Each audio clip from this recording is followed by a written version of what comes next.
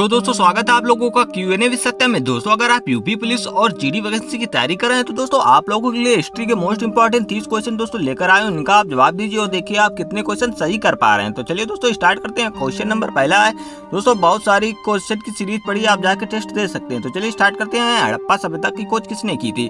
तो हड़प्पा सभ्यता की खोज किसने की थी? अगर आप लोग को आंसर पता है तो साथ साथ कमेंट करते चलिएगा। तो हड़प्पा सभ्यता की खोज किसने की थी? तो ये की थी दयाराम साहनी ने। किसने की थी? दयाराम साहनी ने की थी। कब दोस्तों? 1921 में दोस्तों की थी। किसने? दयाराम साहनी ने की थी। दोस्तों रखालदास बनर्जी ने किसने की थी? तो मोहनजोदाड़ो की खोज किसने की थी? रखालदास बनर्जी ने की थी। चलिए अगला क्वेश्चन देखते हैं। अगला क्वेश्चन क्या? वह शासक जिसने एक सच्चे जैन मुनि की तरह उपवास के द्वारा शरीर त्याग दिया था वो कौन था? तो वो कौन था जो जिससे सच्चे मुनि जैन मुनि की तरह उपवास के द्वारा शरीर त्याग दिया था वो कौन था? चंद्रगुप्त मौर्य थे। कौन दोस्तों? चंद्रगुप्त मौर्य थे। चलिए अगला क्वेश्चन देखते हैं।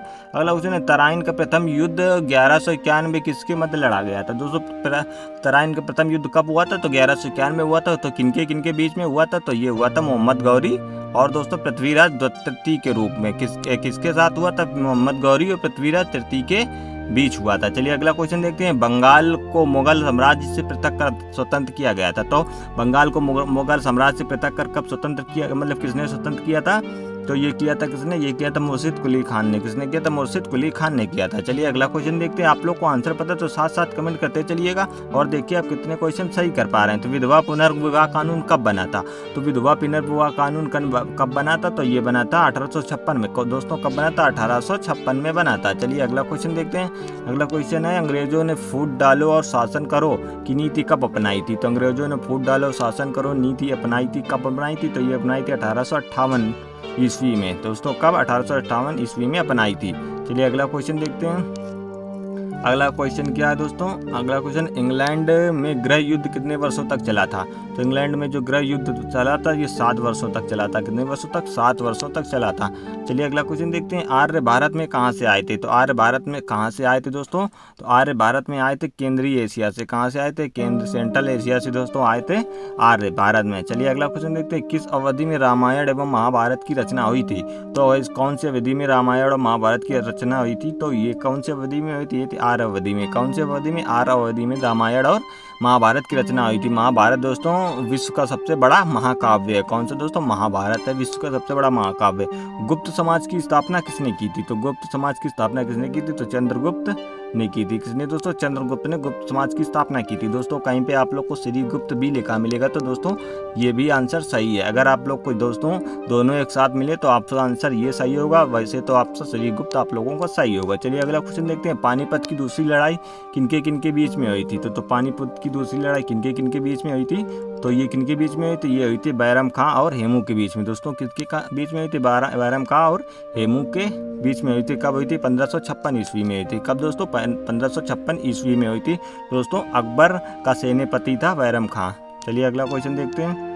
मोहम्मद गौरी कहाँ का शासक था? तो मोहम्मद गौरी कहाँ का शासक था? तो ये अफगानिस्तान का शासक था। कहाँ का? अफगानिस्तान का शासक था। चलिए अगला क्वेश्चन देखते हैं। मस्तानी किस शासक की प्रेयसी थी? तो मस्तानी किस शासक की प्रेयसी थी? तो ये किस शासक की थी? तो ये थी बाजीराव पेशवा की। किसकी दोस्तों? बाजीराव पेशवा की थी। बाजीराव पेशवा। चलिए अगला क्वेश्चन देखते हैं। अगला क्वेश्चन है, बिहार को किस मुस्लिम शासक ने सर्वप्रथम जीता था? तो बिहार को किस मुस्लिम शासक ने जीता था? तो ये जीता था किसने? ये खिलजी ने जीता था। किसने दोस्तों?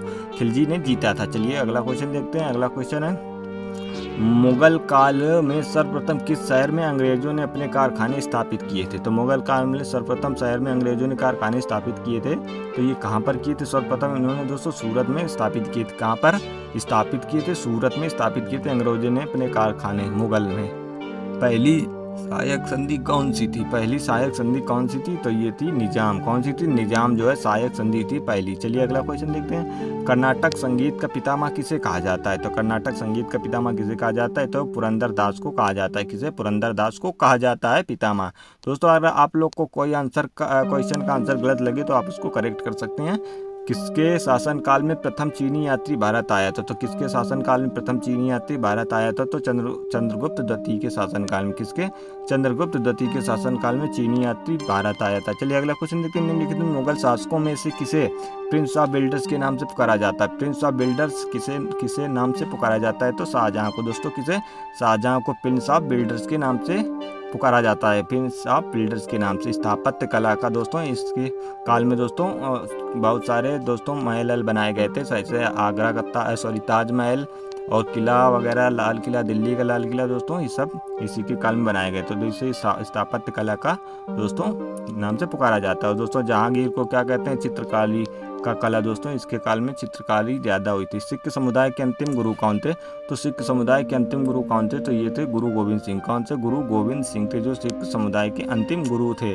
चलिए अगला क्वेश्चन देखते हैं। अगला क्वेश्चन है कुचिपुड़ी नृत्य कहाँ से आरंभ हुआ था, तो कुचिपुड़ी नृत्य कहाँ से आरंभ हुआ था, तो ये हुआ था आंध्र प्रदेश से दोस्तों। कहाँ पे सो, तो आंध्र प्रदेश में दोस्तों कुचिपुड़ी का नृत्य आरंभ हुआ था। चलिए दोस्तों अगला क्वेश्चन देखते हैं।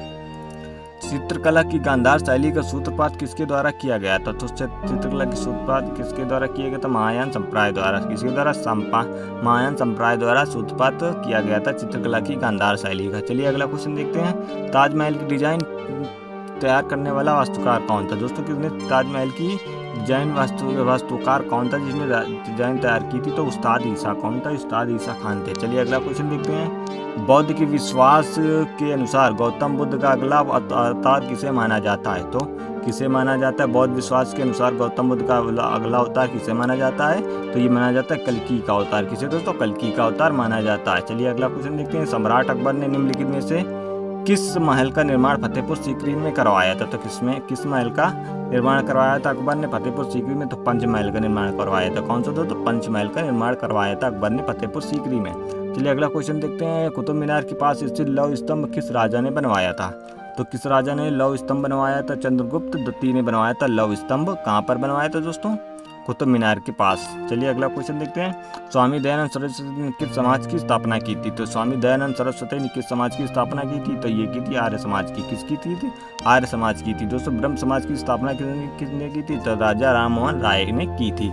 चलिए अगला क्वेश्चन देखते हैं। और दोस्तों प्रार्थना समाज की किसने की थी, आत्माराम पांडुरंगा। किसने, आत्माराम पांडुरंगा ने की थी। चलिए अगला क्वेश्चन देखते हैं। निम्नलिखित में से किसने इबादत खान बनाया था, तो किसने इबादत खाना बनवाया था, तो ये किसने बनवाया था, ये बनाया था अकबर ने। किसने बनाया था, अकबर ने इबादत खाना बनवाया था। चलिए अगला क्वेश्चन देखते हैं। अगला क्वेश्चन, भारत की प्रथम महिला शासक कौन थी, तो दोस्तों प्रथम महिला शासक कौन थी, तो ये दोस्तों रजिया बेगम थी। कौन सी, रजिया बेगम या रजिया सुल्तान दोस्तों। किसकी पुत्री थी, इल्तुतमिश की थी। किसकी दोस्तों, इल्तुतमिश की पुत्री थी। चलिए अगला क्वेश्चन देखते हैं। टीपू सुल्तान कहाँ का शासक था, तो टीपू सुल्तान कहाँ का शासक था, तो टीपू सुल्तान मैसूर का। कहाँ था दोस्तों, मैसूर का शासक था टीपू सुल्तान। दोस्तों ये आज का आखिरी क्वेश्चन था। तो आप लोग को बताना आप लोग ने 30 में कितने क्वेश्चन सही किए हैं, तो आप लोग कमेंट करके बताना है कि 30 क्वेश्चन में आप कितने क्वेश्चन सही कर पाए हैं। तो वीडियो आप लोग को पसंद आया है तो वीडियो को लाइक करें, चैनल को सब्सक्राइब कर लें और कमेंट में अपना स्कोर जरूर कमेंट करें। तो मिलते हैं नेक्स्ट वीडियो में। जय हिंद, वंदे मातरम।